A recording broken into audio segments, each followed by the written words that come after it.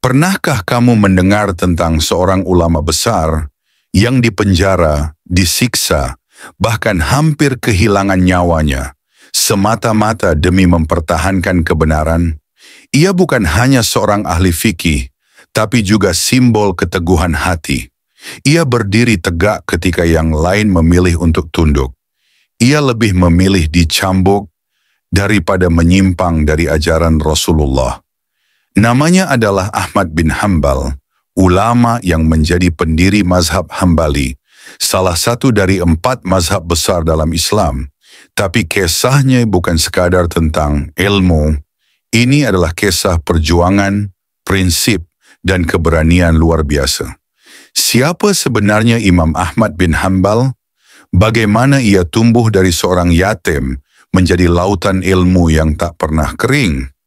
Dan apa yang membuatnya berani melawan tirani penguasa zaman itu? Mari kita telusuri kisah penuh inspirasi dari Sang Imam Agung. Kisah yang akan menggugah hati dan membuka mata tentang arti sejati dari keteguhan iman.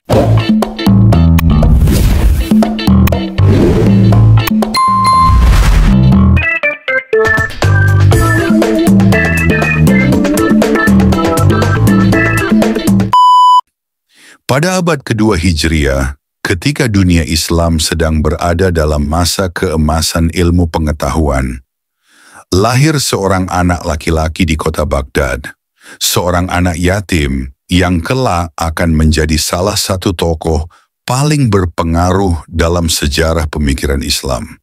Namanya adalah Ahmad bin Muhammad bin Hanbal, atau lebih dikenal dunia dengan nama Imam Ahmad bin Hanbal. Imam Ahmad lahir pada tahun 164 Hijriah. Ayahnya seorang tentara meninggal dunia saat Ahmad masih sangat kecil. Sejak saat itu sang ibu merawat dan mendidiknya dengan penuh kesungguhan. Ibunya adalah sosok wanita luar biasa. Setiap hari ia membangunkan Ahmad sebelum fajar, membawanya ke masjid untuk belajar Al-Quran dan hadits, bahkan di tengah dinginnya udara Baghdad. Semangat itu tertanam kuat dalam diri Ahmad muda.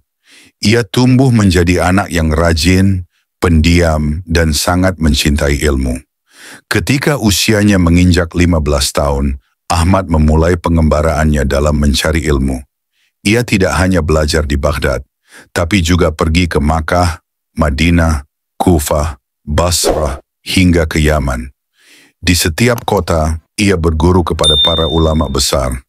Ia mencatat ribuan hadits, menghafalnya, dan memverifikasi sanadnya dengan sangat teliti. Salah satu guru terbesarnya adalah Imam Syafi'i. Dari beliau, Ahmad belajar metodologi fikih dan prinsip-prinsip istinbat hukum. Dari ketekunan itulah lahir karya agungnya, Musnad Ahmad.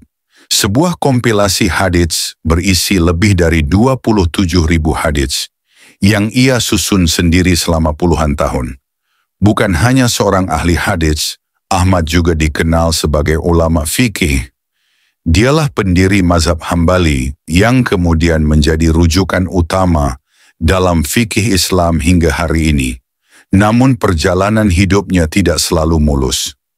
Pada masa pemerintahan Khalifah Al-Ma'mun, muncul sebuah fitnah besar dalam dunia Islam, fitnah khalq Al-Quran.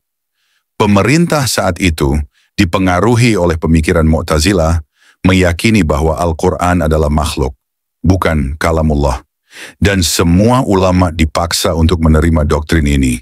Satu persatu ulama menyerah, tapi Ahmad bin Hanbal tetap teguh pada keyakinannya.